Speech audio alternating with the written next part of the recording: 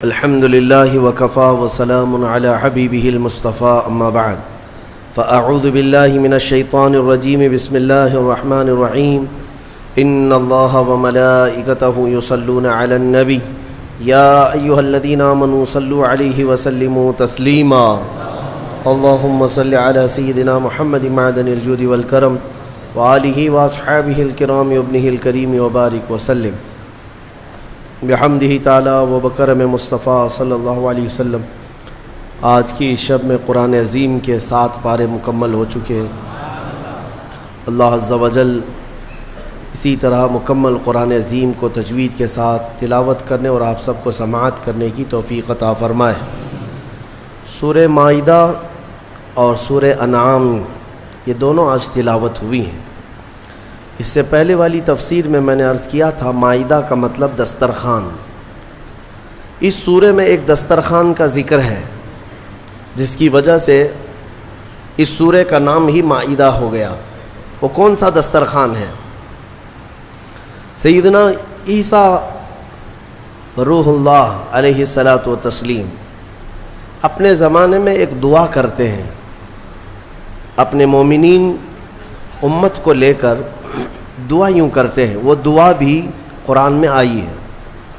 آپ نے دعا یہ کیا تھا، ربنا انزل علینا مائدۃ من السماء تکون لنا عیدا لاولنا وآخرنا وآیۃ منک۔ توجہ چاہتا ہوں، دعا کیا کیا؟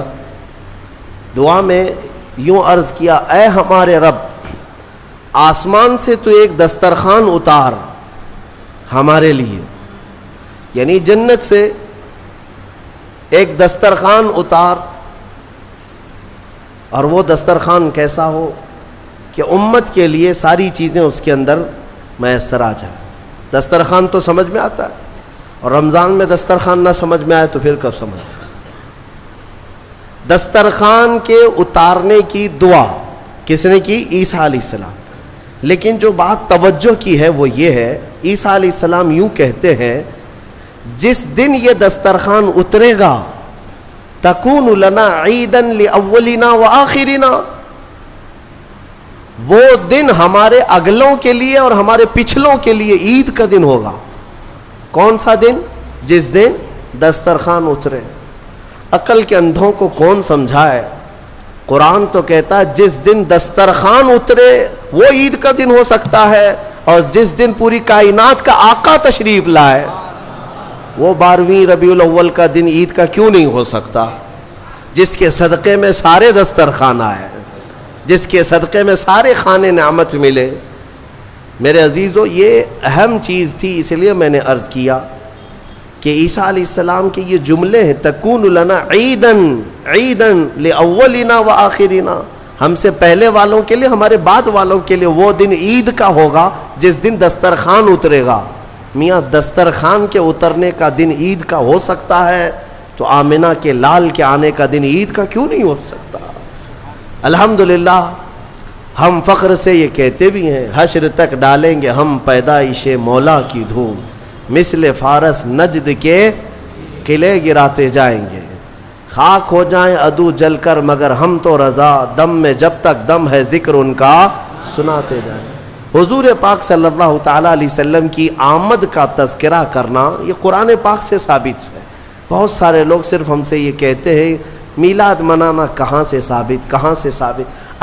اگر تھوڑی سی عقل کا استعمال کریں تو اس طرح کے اعتراضات نہیں کریں گے۔ اور جو لوگ اعتراضات کرتے تھے بیچارے سعودی ریال کی وجہ سے، اب سعودی بھی بدل چکا ہے، اب ریال نہیں آتے ہیں، اب ریال بھی نہیں آتے، انہیں ڈالر ڈھونڈنا پڑے گا یا پاؤنڈ ڈھونڈنا پڑے گا۔ ریال والا دین ختم ہو گیا، ابھی ریال والا مذہب اب سینما تھیٹر چلا رہا ہے، اب ریال والا بیچ بنا رہا ہے۔ ہاں، جو پہلے شرک و کفر اور بدعت کے فتوے جہاں سے صادر ہوتے میرے آقا صلی اللہ تعالیٰ علیہ وسلم کی آمد کے لیے، اب تو وہاں یہ بحث ہی نہیں ہے، ڈسکس ہی نہیں ہے۔ حرم کے اماموں کو گونگا کر دیا گیا ہے، وہ ممبر پر کھڑے ہوں اور اتریں، بس اور کوئی کام نہیں ہے، جو ہو رہا ہے سب اچھا، کوئی تنقید تک نہیں کر سکتا۔ تو آج وہاں کی پرورش سے پلے ہوئے بہت سارے لوگ جو یہاں پر منڈلاتے رہتے تھے، تو ابھی جو انکم سورسز بند ہو گئے تو اب وہ شرک اور بدعت کے فتوے بھی بند ہو جائیں گے انشاءاللہ. اور کل بھی اہل سنت و جماعت یہی کہتے تھے کہ میلاد منانا میرے آقا صلی اللہ تعالیٰ علیہ وسلم کی یقیناً مستحب ہے، مستحسن ہے، ثواب کا کام ہے. جسے حضور کی آمد کی خوشی ہو وہ کرے گا، بالکل کرے گا. اور ایک اہم بات لگتے ہوئے میں کر کے چلا جاتا ہوں. حضور پاک صلی اللہ تعالیٰ علیہ وسلم کا میلاد منانا اس لیے بھی ضروری ہے کہ جیسے آپ کو قرآن پاک میں پڑھ کر کے بتا دوں، اللہ تبارک و تعالیٰ نے اپنے رسول کو یہ کیوں کہا، قل انما انا بشر مثلکم یوحی الی، اے محبوب آپ فرما دیں میں تمہاری طرح بشر ہوں. یہ آیت 3 جگہ آئی قرآن پاک. حضور پاک صلی اللہ تعالیٰ علیہ وسلم سے کہا گیا آپ فرما دیں کہ میں تمہاری طرح بشر ہوں. کیوں؟ اور اتنا ٹکڑا لے کر کے بہت سارے وہ کہتے ہیں دیکھو رسول ہماری طرح کے بشر ہیں، رسول ہماری طرح کے بشر ہے. یہ کبھی کتے کو جا کر نہیں کہتے کہ دیکھ کتا تو بھی میری طرح ہے، تیری بھی ایک ناک ہے میری بھی ایک ہی ناک ہے، تیرے بھی 2 کان ہیں میرے بھی 2 کان ہیں. برابری کا مطلب صرف ظاہر کو دیکھنا نہیں ہوتا. حضور پاک صلی اللہ تعالیٰ علیہ وسلم کو جو یہ حکم ہوا کہ آپ فرما دیں کہ میں تمہاری طرح بشر ہوں، اس کی وجہ کیا ہے کہ رسول پاک صلی اللہ علیہ وسلم کے کچھ معجزات ایسے تھے، معجزات جسے دیکھ کر کے عام انسان خدا نہ سمجھ لیں. جیسے عیسیٰ علیہ السلام دنیا میں جو آئے بغیر باپ کے آئے، ان کی ماں حضرت بی بی مریم کو کسی مرد نے چھوا تک نہیں پوری زندگی بھر، اس طرح ان کی پیدائش ہوئی. تو ان کی چاہنے والے محبت میں اتنا غلو کر گئے کہ عیسیٰ علیہ السلام کو خدا ہی سمجھنے لگ گئے یا خدا کا بیٹا کہنے لگ گئے.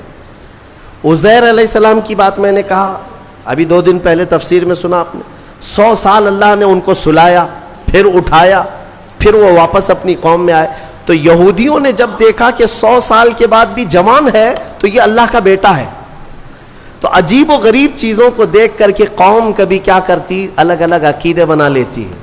میاں وہ تو عیسیٰ علیہ السلام کا ایک معجزہ ہے، عزیر علیہ السلام کا ایک معجزہ ہے، یہاں میرے رسول کے تو پل پل معجزے ہیں، ہاں ہر گھڑی معجزے ہیں. تو یہ سارے معجزوں کو دیکھ کر کے کوئی یہ نہ کہے یہ رسول کیسا ہے، اس کی چاند پہ بھی چلتی ہے سورج پہ بھی چلتی ہے، چاند کو کہے تو پھٹ جائے، سورج کو کہے تو ڈوبنے کے بعد نکل آئے، تو یہ خدا تو نہیں ہے.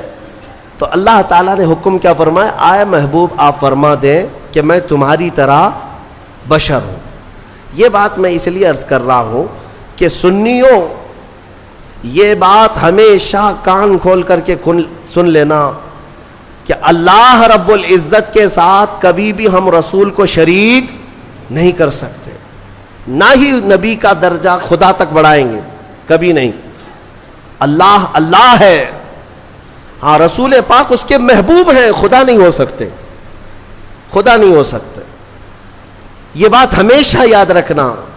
اور جو لوگ تم کو یہ الزام لگاتے ہیں کہ تم نبی کو خدا کے برابر کہتے ہو، خدا کے برابر تم نبی کو بنا لیتے ہو، یعنی جیسے اللہ کو مانتے ہو ویسے رسول کو بھی مانتے ہو، دونوں کو برابر مانتے ہو، ان کے لیے یہ جواب ہے کہ ہم میلاد مناتے ہیں.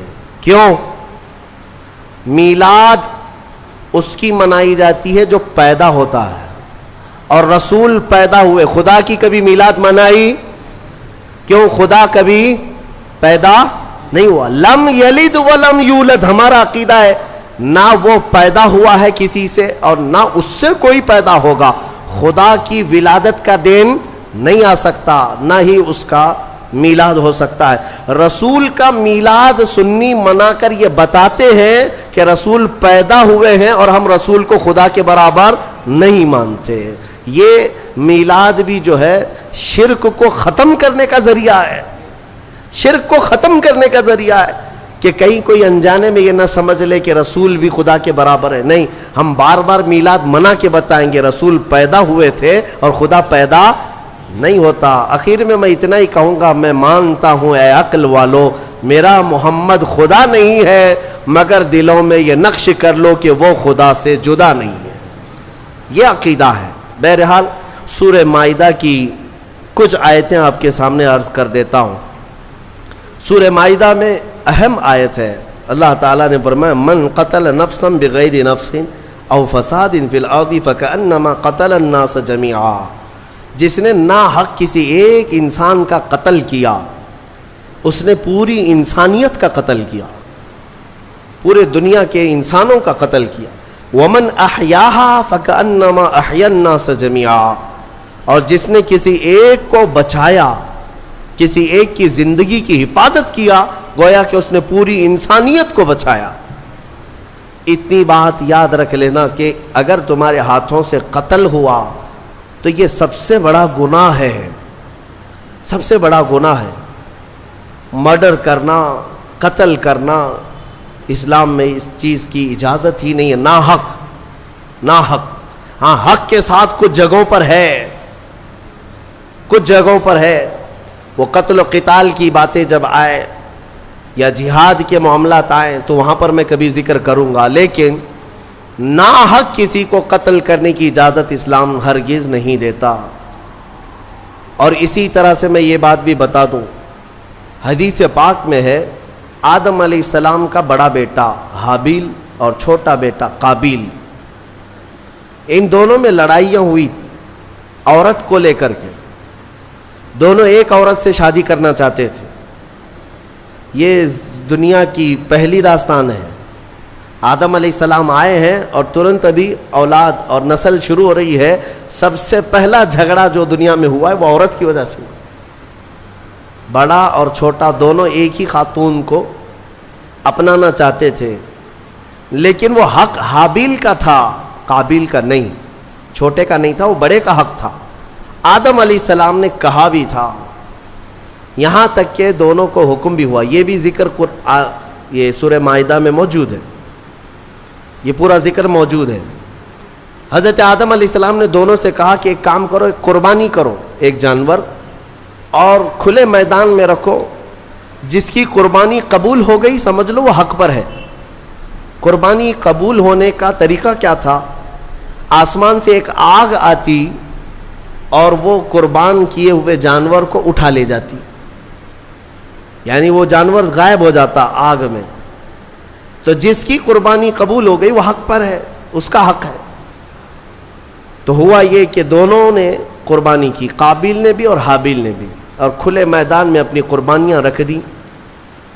اللہ تبارک و تعالیٰ کی طرف سے آسمان سے ایک آگ آئی اور حابیل کی قربانی قبول ہو گئی, یعنی بڑے بیٹے کی. شادی کرنے کا اختیار بڑے کو ہی تھا. اب قربانی سے بھی پتہ چل گیا کہ حق پر یہ حابیل ہی ہے, تب بھی یہ قابیل ماننے کو تیار نہیں تھا. عورت یہ ایک ایسے فتنے کو جنم دے دی. ساری عورتوں کی بات نہیں کر رہا ہوں, عورت کا یہ ایک ذریعہ ایسا بن جاتا ہے جس میں بڑے بڑے بھسم ہو جاتے ہیں, کئی لوگوں کے تقوی ختم ہو جاتے ہیں. تو قابیل نے کہا کہ نہیں, یہ میرا ہی حق ہے, میں ہی اپناؤں گا, میں ہی نکاح کروں گا, میں ہی شادی کروں گا. جھگڑا اتنا بڑا. آدم علیہ السلام کچھ دنوں کے لیے باہر تھے تو ابلیس وہاں سے اپنی ڈیوٹی شروع کرتا ہے. سب سے پہلے انسانوں کو گمراہ کرنے کا جو اس نے شروعات کیا, قابیل کو آ کر کے اس نے طریقہ بتایا, ایک بڑا پتھر لے لے اور حابیل کے سر پہ مار دے, وہ مر جائے گا, ختم ہو جائے گا. اب تک کسی کی موت دنیا میں ہوئی نہیں ہے, نہ ہی مرڈر ہوا ہے, نہ قتل ہوا ہے, اور پتہ بھی نہیں کیسے قتل ہوتا ہے, کیسے مرتے ہیں, یہ بھی نہیں معلوم تھا. شیطان نے سب سے پہلے یہ طریقہ بتایا. تو قابیل نے ایک بہت بڑا پتھر اٹھایا اور اپنے بڑے بھائی حابیل کو, وہ ایک جگہ بیٹھا تھا, پیچھے سے جا کر سر پر دے مارا. پتھر کی چوٹ لگتے ہی وہ گر گیا اور وہیں انتقال کر گیا, موت ہو گئی حابیل کی. اب اس کو یہ تک نہیں معلوم تھا کہ مرے ہوئے کے ساتھ کرنا کیا ہے. قرآن کہتا ہے فَبَعَثَ اللَّهُ غُرَابًا يَبْحَثُ فِي الْأَرْضِ لِيُرِيَهُ كَيْفَ يُوَارِي سَوْءَةَ أَخِيهِ. اللہ نے کوے کو بھیجا. 2 کوے لڑتے لڑتے آئے اور ایک دوسرے کو ٹھونگ مار رہا تھا. مارتے مارتے ایک کوے نے دوسرے کو گرا دیا, دوسرا مر گیا. یہ قابیل بیٹھا دیکھ رہا تھا کووں کے جھگڑے کو, اور اپنے بھائی کو بھی دیکھ رہا تھا کہ وہ مری ہوئی ایک لاش ہے, کیا کیا جائے. تو کووں کو سامنے اس نے دیکھا, لڑتے لڑتے ایک کوا مر گیا. دوسرے نے کیا کیا, کوے نے جلدی سے اپنے پیروں سے تھوڑی سی مٹی ہٹائی زمین کی, اور دوسرے کوے کو گڑھے میں داخل کر دیا اور پھر اس پر مٹی پھیر دیا. یہ طریقہ دیکھ کر کے قابیل نے پھر اپنے بھائی کو دفن کرنے کا طریقہ سیکھا. قرآن کہتا ہے پھر اس نے اپنے بھائی کو دفن کیا. یہ سب سے پہلا قتل دنیا میں ہوا ہے, سب سے پہلا مرڈر ہوا ہے, اور سب سے پہلی موت. اب حدیث رسول میں تمہیں سنانا چاہتا ہوں. میرے آقا صلی اللہ تعالیٰ علیہ وسلم ارشاد فرماتے ہیں, قیامت تک جتنے بھی قتل ہوں گے, قتل کرنے والے کو تو گناہ ہے ہی, لیکن ہر قتل کا گناہ قابیل کو دیا جائے گا. ہر قتل کا گناہ قابیل کو ہوگا, کیونکہ دنیا میں سب سے پہلا گناہ قتل والا اس نے شروع کیا. اسی لیے اس سے ریلیٹڈ ایک حدیث پاک بھی میں آپ کے سامنے نظر کر دوں. رسول مختار صلی اللہ تعالیٰ علیہ وسلم ارشاد فرماتے, من سن سنتا حسنتا فلہ اجرہا واجر من عمل بہا. جس نے کوئی نیا طریقہ ایجاد کیا, اللہ تعالیٰ اس ایجاد کرنے کا ثواب بھی اسے دے گا, اور جتنے عمل کرتے رہیں گے ان سب کا بھی ثواب اسے دیا جائے گا. اور عمل کرنے والوں کے ثواب میں کوئی کمی نہیں ہوگی, ان کو سب کو ملتا رہے گا. لیکن جس نے شروع کیا اس کو بھی ملے گا, اس کو سب کے برابر ملے گا. وَمَن سَنَّ سُنَّةً سَيِّئَةً فَلَهُ وِزْرُهَا وَوِزْرُ مَنْ عَمِلَ بِهَا. اور میرے آقا صلی اللہ علیہ وسلم فرماتے ہیں, جس نے کوئی برا طریقہ اختیار کیا, ایجاد کیا, تو اس برا کرنے کا گناہ تو ہے ہی, لیکن اس کا دیکھا دیکھی جتنے لوگ گناہ کرتے جائیں گے ان سب کا گناہ بھی اس ایجاد کرنے والے کو دیا جائے گا. سوچو اے نوجوانوں, کئی لوگ ایسے ہیں جو نت نئے کام شروع کرتے ہیں اور اس کے بعد پورے نوجوان اس کی پیروی میں لگ جاتے ہیں. تم کیا سمجھتے ہو کہ آج تم بے ستر ہو کر کے گھومنے لگے, کپڑے پھاڑ کر کے ستر دکھا کر کے گھومنے لگے, تو تم تو یہ سوچتے ہو یہ فیشن ہے, لیکن تمہیں اندازہ نہیں کتنے بچے اس کی نقل کرتے ہیں. تمہیں دیکھ دیکھ کر کے جتنے بچے نقل کریں گے, جتنے حرام کرتے رہیں گے, ان سب کے حرام کا گناہ تمہارے سر پر آئے گا. شروعات تم نے کی ہے, شروعات جس گناہ کی بھی تم کرو گے اس کا گناہ بہت طویل ہے. اسی طرح سے کچھ لوگ ہنسی مذاق میں کچھ ایسے کاموں کی ابتدا کر جاتے ہیں جو ہمیشہ کے لیے لوگ اس کی تقلید کرتے رہتے ہیں اور اس کے پیچھے چلتے رہتے ہیں. یہ گناہ ہے, اور اس گناہ کا وبال اور اس کا پورا بوجھ شروع کرنے والے پر ہوتا رہے گا. اس لیے میرے عزیزوں, خدا را کبھی اپنی طرف سے کوئی ایسا برا کام مت ایجاد کرنا کہ جو کنٹینیو ہو جائے اور پھر تمہاری نقل کرتے کرتے ہزاروں نہیں لاکھوں لوگ اس گناہ میں مبتلا ہو جائے. ہو سکے تو کوئی ایسا نیک کام شروع کر کے جاؤ, کوئی ایک نیک کام شروع کر کے جاؤ کہ جتنے وہ کام کرتے جائیں گے وہ سب کا ثواب تمہیں ملتا رہے گا. ہم نے دیکھا ہے بزرگوں نے جو بھی کرنا شروع کیا تو کوئی نہ کوئی نیکی ہی ہمارے معاشرے میں ڈالی ہے, کوئی نہ کوئی نیکی ہی شروع کی ہے. آج پوری دنیا میں جہاں بھی جاتا ہوں دیکھتا ہوں, ہندوستان بھر کے ہر خطے میں, ہر علاقے میں چھوٹی چھوٹی گلیوں سے بھی بچے نکلتے ہیں, ہمیں دیکھتے ہیں تو لبیک یا رسول اللہ کہتے ہیں, لبیک یا رسول اللہ, لبیک یا رسول اللہ, یہ نعرہ لگاتے ہیں. اس نعرے کو دینے والا ایک مرد قلندر خادم حسین رضی تھا. سب کو پتا ہے, دنیا جانتی ہے, ایک نئے کام کی ابتدا کیا تھا اور وہ تو قبر میں سو رہا ہے. لاکھوں جو نعرہ لگاتے ہیں سب کا ثواب اس کی قبر میں پہنچتا رہے گا. ہو سکے تو کچھ ایسا کرو کہ جس سے تمہاری قبر میں اجر کا سلسلہ کنٹینیو ہو جائے. ایسا نہیں کہ گناہوں کی شروعات کر دیا. نعوذ باللہ من ذالک. کئی نوجوانوں کو ہم نے دیکھا کہ ان کو جو کچھ بھی ملا ہے, ارے بڑے پڑھے لکھے نوجوان, ان کی پوری راتیں, ان کا پورا دن ٹک ٹاک پہ گزرتا رہا ہے, مجرے کرنے میں. ننگے ہونے میں، نئے نئے نت نئے کام شروع کرنے میں. ایسے ایسے نوجوانوں کو دیکھا جو مخنث بننا پسند کر رہے، ہجڑا بننا پسند کرتے ہیں، صرف لوگوں کو ہنسانے کے لیے، دکھانے کے لیے. مرد عورتوں کا لباس پہن کر کے، عورتیں مردوں کا لباس پہن کر کے ناچ کر کے دکھائے. ہم نے پوچھا یہ کیا ہے، اس سے ہوتا کیا ہے؟ کہا بس منورنجن ہے. کہا پھر تیار رہو قبر میں سارے منورنجن کے لیے. جتنوں کو تم نے تباہ و برباد کیا، جتنوں کے اخلاق کو تم نے ختم کیا، ان سب کا بھی وبال تمہارے اوپر ہوگا. حدیث رسول ہے برے کام کی ابتدا تم سے نہ ہونے پائے. کوشش یہ کرو کہ تم راستہ چلو تو بچے تمہیں دیکھ رہے ہوتے ہیں اور یہ سب نقل کریں گے، ایڈاپٹ کریں گے، ہر چیز کو کیپچر کرتے ہیں. تو کوشش یہ کرو کہ ہماری اچھی چیزیں ان بچوں میں منتقل ہو جائیں، برائیاں نہیں. اللہ تبارک و تعالی برائیاں ایجاد کرنے کی بجائے ہمیں اچھائیوں کی ایجاد کرنے کی توفیق عطا فرمائے.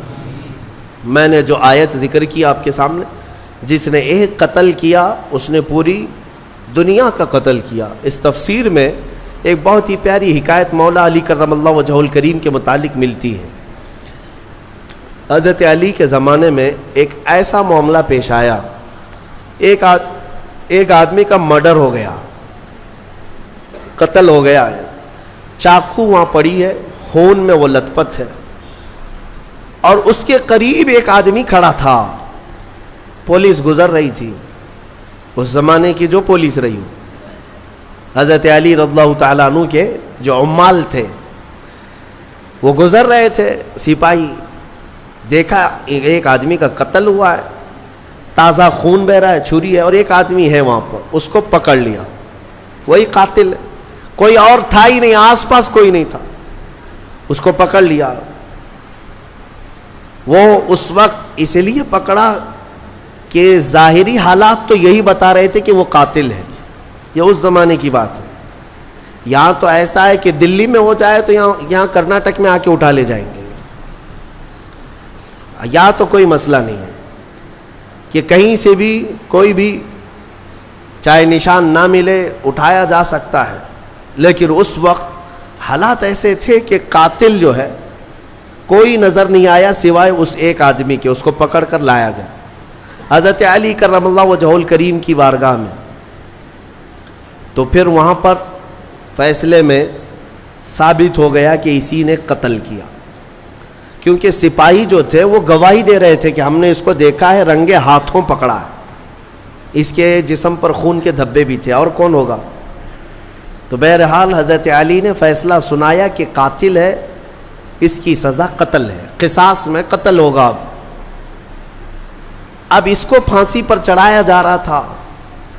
تھوڑی دیر گزری تھی کہ عدالت میں ایک شخص دوڑتا دوڑتا آیا، اور آیا اس نے کہا کہ امیر المومنین وہ شخص ناحق مارا جا رہا ہے، وہ پھانسی پر چڑھ رہا ہے ناحق، وہ قاتل نہیں ہے، آپ اسے چھوڑ دیں، آزاد کر دیں.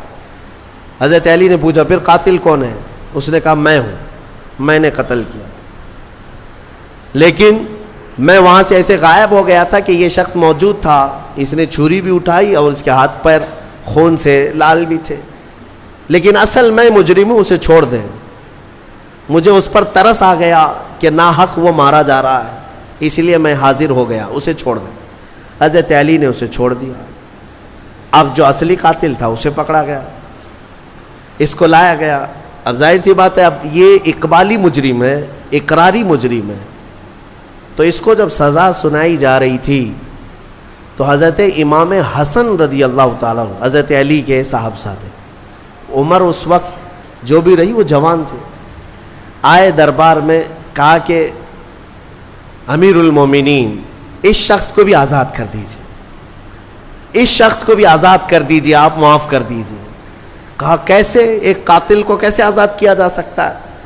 تب حضرت امام حسن نے اسی آیت سے استدلال کیا، دلیل میں یہ آیت پیش کیا. ابا جان کیا ہم نے قرآن میں یہ نہیں پڑھا؟ اللہ تعالیٰ فرماتا ہے جس نے کسی ایک کا قتل کیا گویا کہ اس نے پوری انسانیت کا قتل کیا، تو قاتل کو سزا تو ہونی ہے. لیکن آگے رب نے یہ بھی فرمایا جس نے کسی ایک کو بچایا اس نے پوری انسانیت کو بچایا. اس ایک بندے نے ناحق مرنے والے کو بچا لیا. آپ کے ہاتھوں وہ پھانسی پر چڑھ جاتا, ناحق مرتا, اس کو اس نے بچایا. اس بچانے کی وجہ سے اس کو آپ آزاد کرتے. فیصلے میں اس شخص کو آزاد کیا گیا.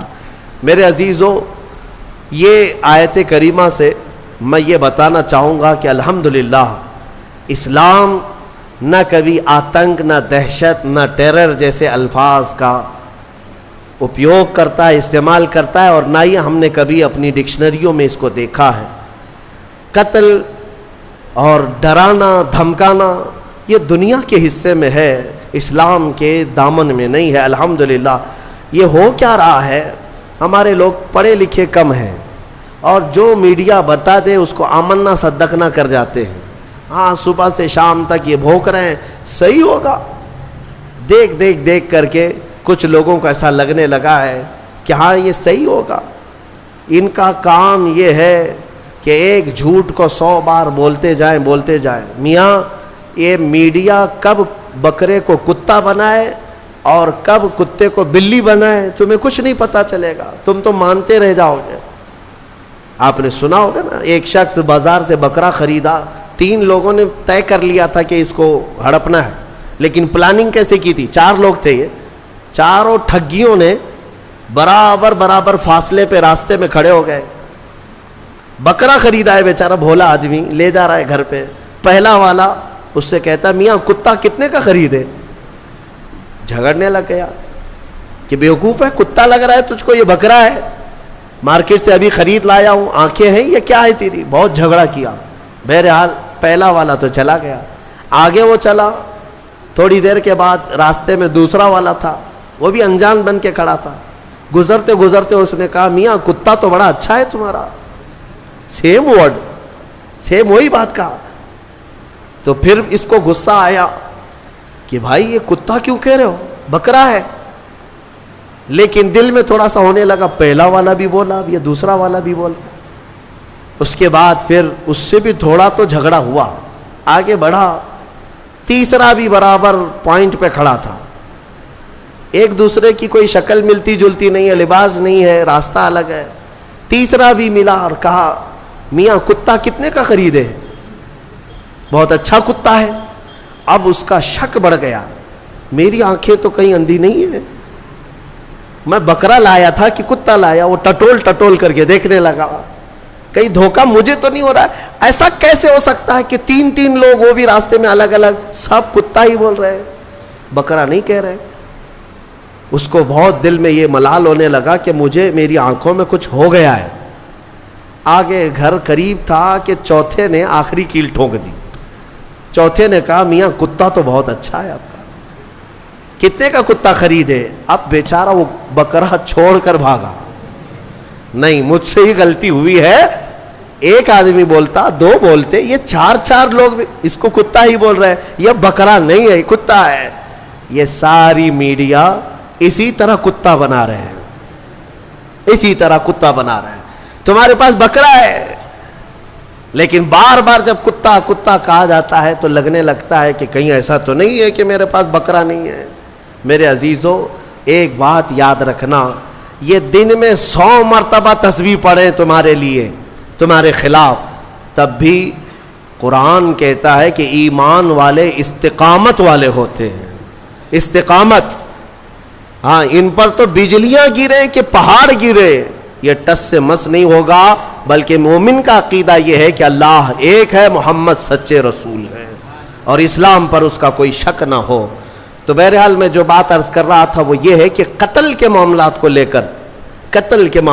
کر جو پروپیگنڈا پھیلایا جاتا ہے, اگر میں آنکڑے رکھوں نا, تعداد رکھوں, تو حیرت میں آنکھیں پھٹی رہ جائیں گی. حضور پاک صلی اللہ تعالیٰ علیہ وسلم کے کل جو غزوات ہوئے ہیں نا, جنگیں 17 ہیں.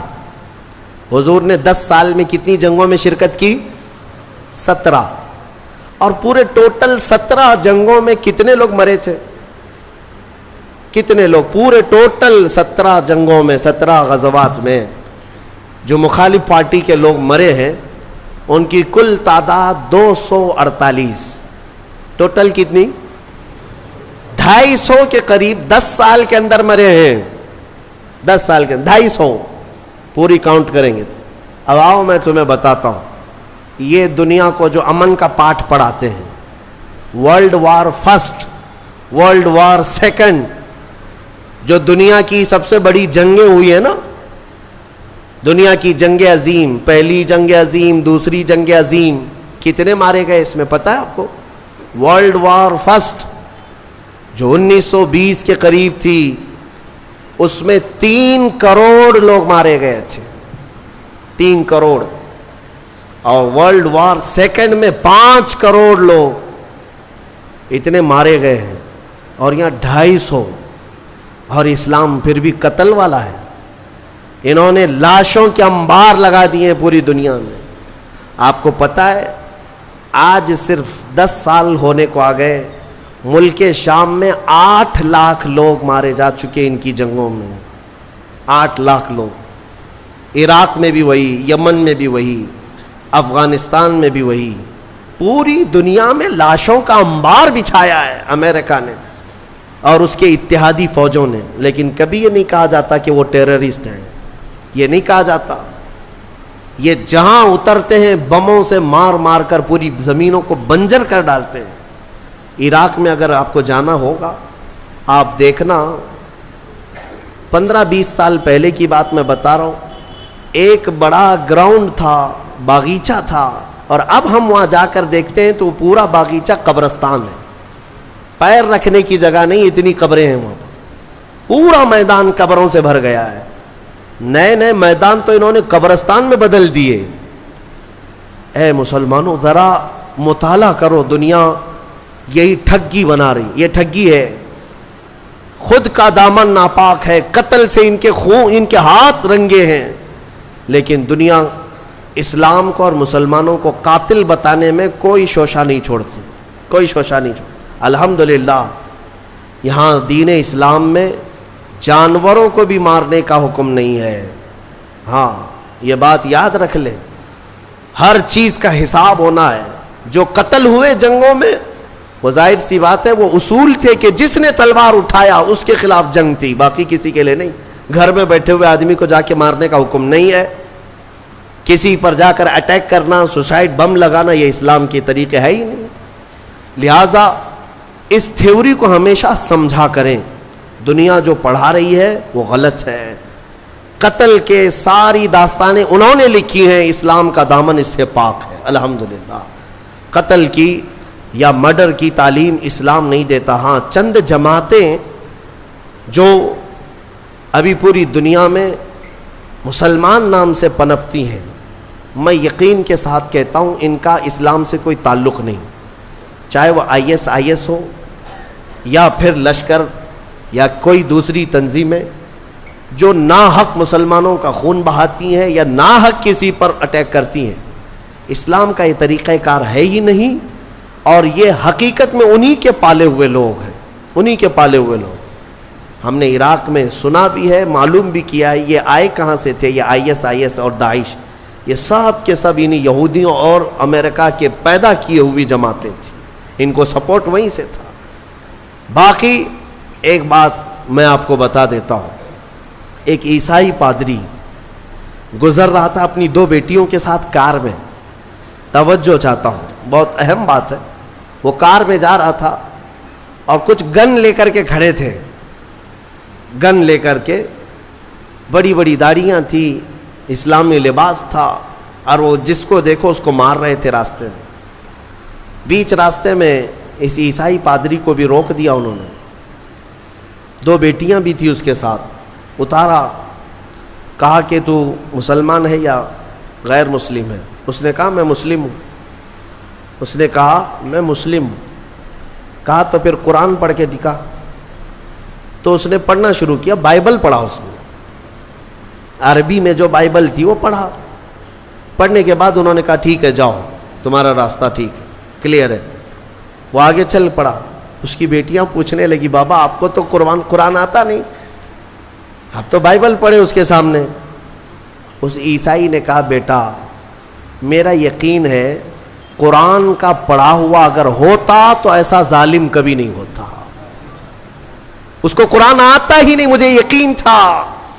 اور قرآن اگر آتا تو ایسا ظالم نہیں بنتا کہ راستے میں کھڑے ہو کر ناحق لوگوں کا قتل کر رہا ہوتا۔ یہ عیسائیوں کا بھی یقین ہے کہ قرآن کا سمجھنے والا کبھی قاتل نہیں ہوتا، ظالم نہیں ہوتا۔ اللہ تبارک و تعالیٰ اس ظلم کی دنیا سے ہمیں آزاد فرمائے۔ آخر میں سورہ انعام کی ایک آیت ذکر کر کے میں اپنی گفتگو کو سمیٹتا ہوں۔ اللہ تعالیٰ نے قرآن میں فرمایا، سورہ انعام میں بڑی حوصلہ افزا آیت ہے، وَمَا مِن دَابَّةٍ فِي الْأَرْضِ وَلَا طَائِرٍ يَطِيرُ بِجَنَاحِهِ۔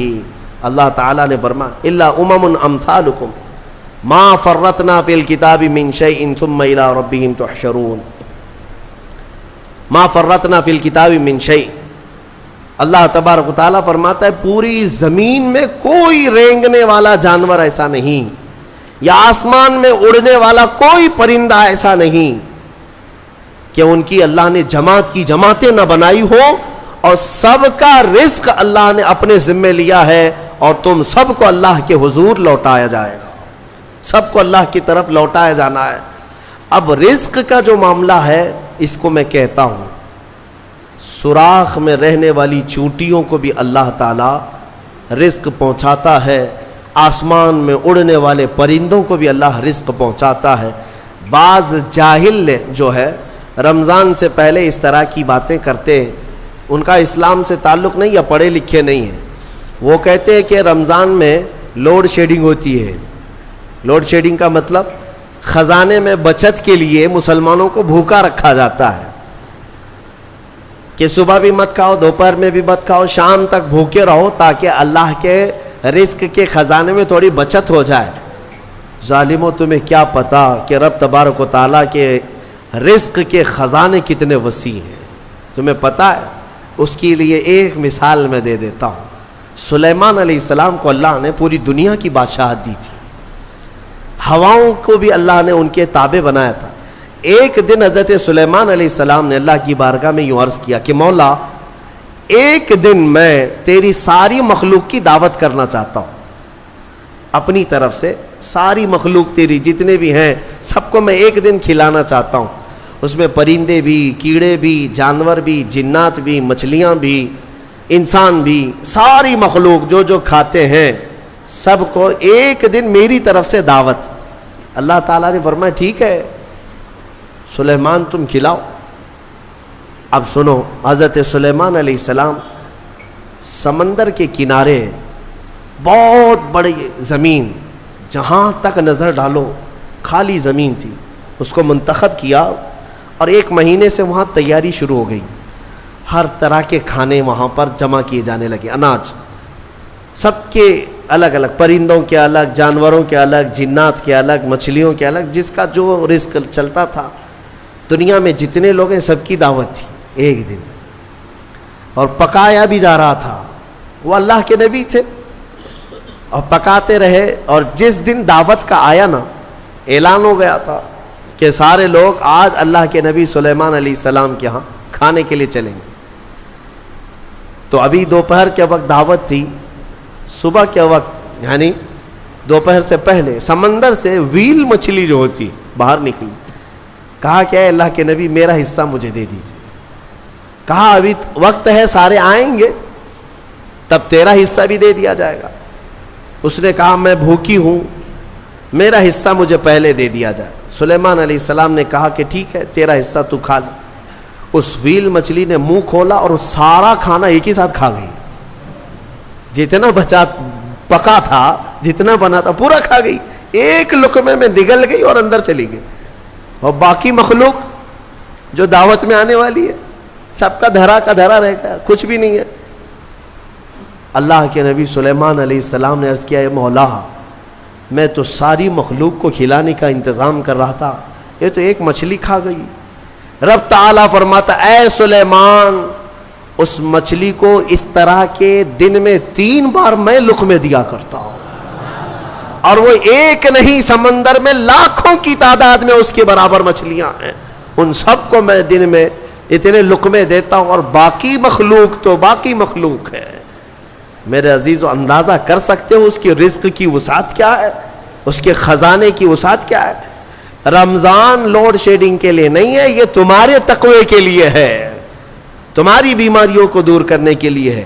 لیکن اتنی بات یاد رکھنا کہ اللہ تبارک و تعالی ہم سب کے رزق کا مالک ہے، اور رزق کی فکر کرنے کا تمہیں حکم نہیں دیا گیا. وہ رزق تمہیں مل کر رہے گا.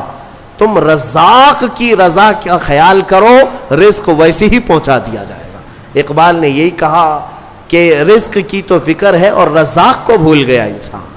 اور حضرت علی فرماتے ہیں لا تکثر ہمک ما قدر یکون، اپنی فکروں کو بہت زیادہ مت کر، جو مقدر میں ہے وہ مل کے رہے گا. تم رزق کی خاطر نمازیں بھی چھوڑ رہے ہو، قرآن بھی چھوڑ رہے ہو، تراویح بھی چھوڑ رہے، نہیں دکان میں بیٹھنا پڑتا ہے. تم کو ایسا لگتا ہے کہ سارا رزق تمہارا دکان ہی دیتا ہے، سارا رزق تمہاری جاب ہی دیتی ہے. اگر اللہ بند کر دے ایک دروازہ، پوری دنیا مل کر کے دروازہ نہیں کھول سکے گی. وہ مالک ہے، وہ رزاق ہے. لہذا تم رزق کے لیے تلاش سے پہلے اللہ کی رضا اور رزاق کی رضا کی طرف آؤ. رزق کے خزانے اور دروازے اللہ ویسے ہی کشادہ فرمائے گا. مولا کریم محتاجی سے ہماری حفاظت فرمائے. وآخر دعوانا الحمد للہ رب العالمین. السلام علیکم.